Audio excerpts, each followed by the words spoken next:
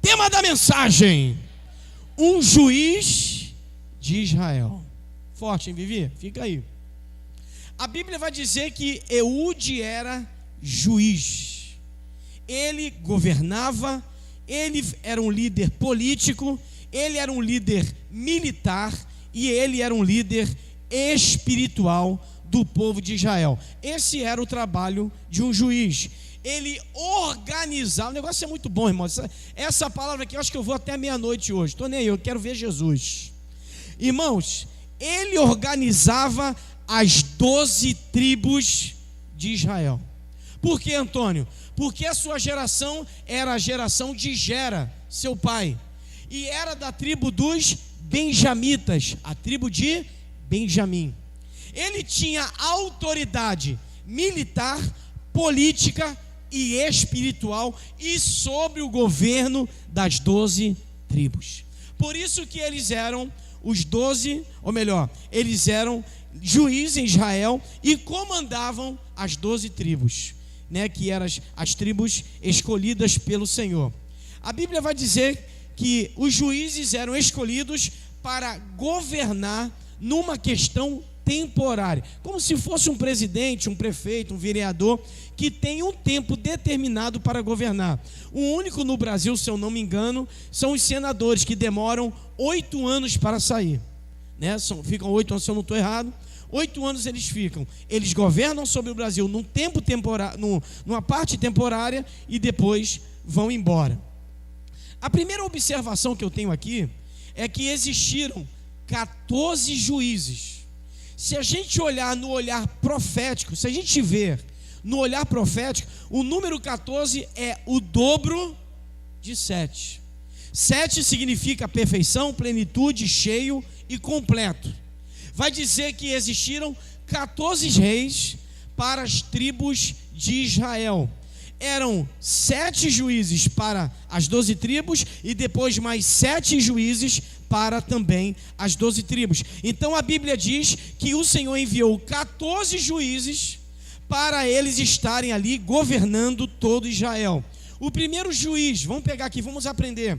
O primeiro juiz de Israel foi Otiniel, ou em outras versões, Otiniel com T mudo. E o último foi, que a gente conhece, o filho de Ana e Eucana, chamado Samuel. Quem pode dizer comigo glória a Deus? Diga para o seu irmão do lado, fica ligado aí. O primeiro juiz de Israel foi Otiniel e o último Samuel. Outra observação: o período dos juízes foi de 410 anos. Eu estou falando de números só para a gente chegar num ponto lindo da palavra. Eles existiram durante 410 anos. E profeticamente, além dos 14 juízes, eles colocaram 2 líderes que estavam acima dos juízes.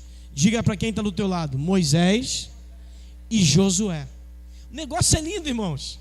Existem os juízes que governavam o militarismo, eles governavam a parte política, eles governavam a parte espiritual e também as 12 tribos, mas eles sabiam que tinham uma unção sobre Moisés e Josué. Então Moisés e Josué foram os grandes líderes, como se fossem pastores e apóstolos. Eles foram os apóstolos, os líderes dos juízes.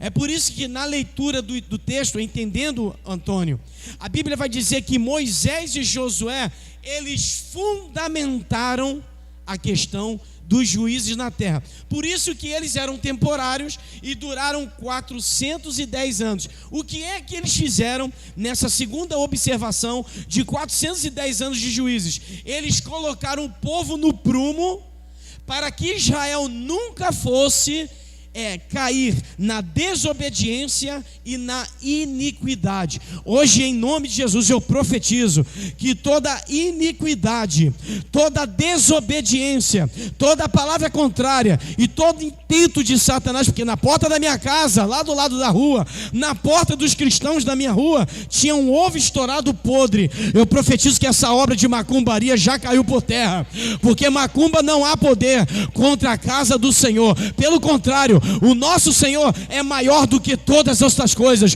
porque Ele é general dos exércitos, Ele é Senhor dos senhores, Ele é Rei dos reis, Ele é Pai da eternidade, Ele é Príncipe da paz e Ele é o Senhor da nossa casa. A terceira observação, vamos lá, estamos, Kátia, em Juízes capítulo 3, hoje eu não te vi, oh meu Deus, comi até um chocolate com a Kátia hoje, que bom. Juízes capítulo 3, Kátia, versículo 15. Terceira observação, vamos lá, Viviane, né? A terceira observação é o nome Juízes, que no hebraico se chama Shafá. Shafá significa no hebraico aquele que julga e aquele que governa. A Bíblia está dizendo que há um nome profético para os juízes, colocada pelos líderes Moisés e Josué. Assim como Moisés mudou o nome de Josué, ele colocou um nome profético nos juízes. Vocês são aqueles que julgam e aqueles que governam. Irmãos, existe uma coisa profética aqui nessa noite. Quando Deus quer abençoar, Deus abençoa. Quando Deus quer derramar, Deus derrama. Quem está comigo, diga glória a Deus. Quando Deus quer fazer, não importa o que aconteceu no meio do caminho, Ele vai fazer acontecer. Porque todo mundo acreditava que Ele não iria morrer, que Ele não iria subir a cruz, que Ele não iria passar pelas dificuldades, que Ele ia desaparecer, que ia deixar os discípulos de Emaús abandonados, que ia deixar os discípulos dentro da casa abandonada. Ele aparece na hora que a gente menos espera, porque os nossos sonhos que estão em Deus vão acontecer em nome de Jesus. Aquele que julga e governa, no hebraico, Shafá. Existiu uma juíza. Olha para quem está do teu lado e diga: Débora. Débora foi uma juíza. Eu coloquei aqui porque só a única mulher entre os homens, né? Como é que diz o ditado popular aí? Como é? O bendito fruto entre os homens, que se chamou a juíza Débora, que significa uma mulher juíza que profetiza com verdade e equidade. O que ela era? Uma pessoa justa. Escuta bem, Débora era a única mulher dos juízes que profetizava e fazia o seu julgamento e governo em Deus. Ela foi a quarta juíza de Israel. Deus é tão bom, irmãos, que eu preguei domingo sobre uma mulher que era diaconisa. Hoje eu estou pregando sobre uma mulher que era juíza. Quando eu olho para as mulheres, elas não podem ser invalidadas, porque ela tem um poder de Deus nelas.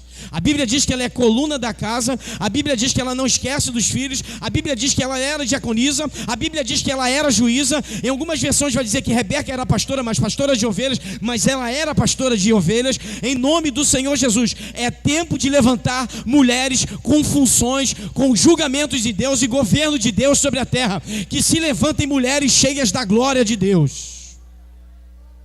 Era a quarta juíza.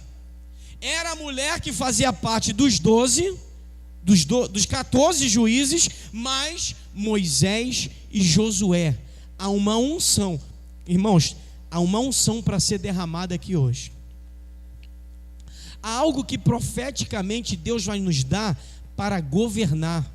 Eu ouvi uma pessoa falar comigo na rua hoje, na Praça da Matriz: pastor, algumas coisas acontecem para a gente governar. Por quê? Porque facilidade nós não queremos. Não é que a gente quer as dificuldades, mas tem certas coisas que, como os juízes faziam, eles julgavam e governavam. Você tem que saber decidir a sua casa, você tem que saber decidir as suas coisas no trabalho, você tem que decidir as coisas do seu casamento, você tem que decidir as coisas com os seus filhos, você tem que saber bem administrar a sua casa, e mesmo assim nós temos problemas. A gente planeja uma coisa, mas o pneu do carro fura. A gente planeja passear, mas o gás acaba. A gente planeja sair, mas o cartão estoura, porque a gente comprou outras coisas que não eram as necessidades para aquela coisa. Algumas coisas acontecem, alguns intempéries acontecem na nossa vida, porque Deus está dizendo assim: quando você governa, algumas coisas não acontecem como você quer. É por isso que Deus coloca os juízes para julgar e governar. Algumas coisas têm que sair para que o novo possa entrar. Quem pode dizer glória a Deus? Algumas coisas da minha vida e da tua vida tem que sair para o novo entrar, mas é como um garoto novo que está crescendo, está sentindo dores nos ossos. Eu já falei isso aqui. Sentir dores nos ossos é bem incômodo, mas precisa sentir dores nos ossos para crescer. Daqui a pouco a Alicia vai estar maior que os pais. Como é que pode um pedacinho de gente crescer e ficar maior do que os pais? Porque sentiu dores nos ossos para o crescimento. Para termos crescimento, Kátia, vamos ter que sentir dores nos ossos. Quem pode dizer aleluia? O que é que significa o nome Eude? Eude significa onde está a glória. Repita para quem está do teu lado: onde está a glória. Sabe quando é que a glória desceu em Israel? A partir dos juízes, quando eles abriram mão das suas vontades e começaram a praticar a vontade de Deus. O segundo juiz de Israel se chamou Eude, que está no capítulo 3, Juízes, capítulo 3, versículo 15. Ele foi o segundo juiz em Israel. Eu coloquei aqui que ele era guerreiro pelo que ele fez, mas por ser canhoto, ele não poderia guerrear, porque todo guerreiro de Israel tinha força na sua mão direita. Então algumas pessoas olharam: isso aqui é lindo isso aqui. Deus vai nos colocar em lugares que a gente nem imagina. Quem crê nisso, diga glória a Deus. Diga assim: eu creio. Fala alguma coisa aí para a tua vida. Eu tenho certeza que Deus vai nos colocar, vai trazer um povo abençoado, vai trazer homens e mulheres segundo o seu coração. Deus vai trazer filhos. Para quê? Para que a glória de Deus venha. É por isso que o nome Eude significa onde está a glória. Ele era juiz de Israel. Por que o nome dele significava isso? Porque ele não era guerreiro, porque a sua força estava na sua mão esquerda. E os grandes juízes, os grandes guerreiros, eram escolhidos porque tinham força na sua mão direita. Eles eram destros. Então ele não foi escolhido. É por isso que o povo de Israel clama para que o povo seja liberto do rei dos Moabitas, chamado Eglon, através de um juiz. Mas a Bíblia não diz que clamou o juiz para clamar a Deus. Não. Nós clamamos ao Senhor, mas por que eles não clamaram ao juiz para poder interceder nessa batalha contra os moabitas? Porque ele era canhoto. Ele era e usava a mão esquerda. E a Bíblia vai dizer que ele era canhoto, ele era da tribo de Benjamim, e depois da morte de Otiniel, os filhos de Israel voltaram a desobedecer. Tem coisa que pai e mãe fala para o filho e o filho continua fazendo errado. É ou não é, irmãos? Quantas vezes nós temos que explicar certas coisas? Eu estava aqui hoje, falei: quem é que vai colocar a música lá na internet e vai colocar o louvor e o retorno para a gente aqui? Aí Deus falou: dá para a Viviane. Falei: mas senhor, ela não sabe. Falei: Viviane, recebe uma unção aí, pronto. Foi fácil, filha? O que para muitos foi difícil, para mim foi horrível. Você fez em 1 minuto. Para aprender, eu tive que estudar, fazer tudo. Eu já te passei pronto, né? Depois você vai aprender como colocar pronto. Mas eu agradeço pela tua vida, Viviane, porque hoje você recebeu mais uma unção. Unção de sabedoria e inteligência, irmãos. Eu peço ao Senhor que Ele nos dê sabedoria. Antônio, quando eu ouvi uma senhora pegar a minha filha, colocar no colo e falar assim: Senhor, dá sabedoria aos pais. Porque quando o tempo passou, Kátia, eu fui entender aquilo que aquela mulher falou: o poder de julgar e governar, ser um juiz na vida da minha filha, mas um juiz sábio, correto, inteligente e que faça a justiça, que seja a justiça de Deus. Quando eu vi a minha filha crescer e começar a querer sair do caminho e fazer coisas que eu não ensinei, eu falei: agora eu entendo o que aquela mulher falou lá atrás. Então eu peço nessa noite que o Senhor nos dê sabedoria, inteligência, que o Senhor nos dê dons espirituais, irmãos, dom de serviço, dom de hospedagem, que o Senhor nos dê dom do Espírito Santo, que Ele nos dê dom de cura, que Ele nos dê o dom de paciência, que Ele nos dê o cuidado dEle do céu, para que a gente tenha uma vida tranquila e uma vida em paz. Quem recebe isso, diga glória a Deus e aplauda o nome do Senhor. Ô papai, que maravilha, recebe aí. Amém, irmãos? A Bíblia está dizendo que ele foi o segundo juiz de Israel, porque morreu Otiniel, o povo perde a direção. A Bíblia não relata como foi escolhido Eude, a Bíblia não fala como foi escolhido Eude, a Bíblia não entra em detalhes, mas eu sei que ele foi escolhido.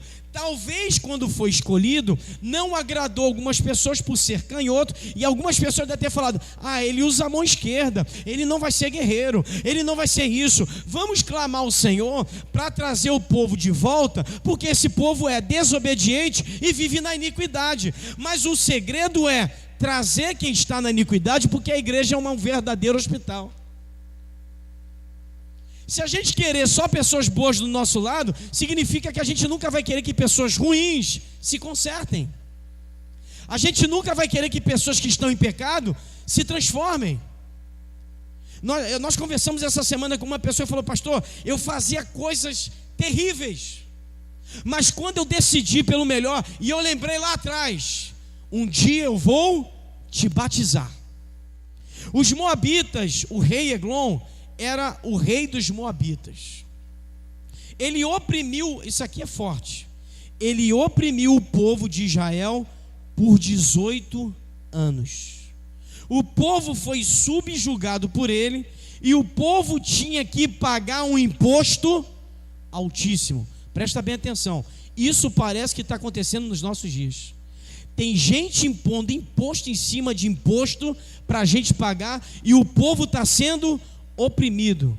Eu profetizo que os governantes, os prefeitos, os vereadores, deputados, senadores, o presidente do Brasil volte atrás e pare de oprimir o povo, porque o Senhor não vai deixar acontecer isso. O Senhor vai pegar os governantes, o Senhor vai pegar os senadores, todos aqueles que estão com intenções diferenciadas de Deus, e o Senhor vai tirar para a glória de Deus. Vocês não vão oprimir mais o povo de Deus. Quem pode dizer glória a Deus?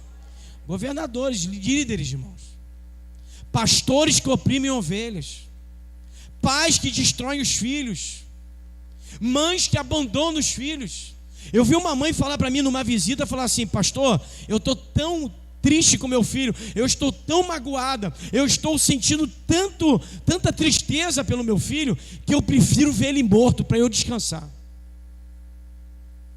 E até hoje o filho está na mesma vida, virou algo que ela não queria, está traficando, e essa mãe continua dizendo: eu prefiro ver o meu filho morto.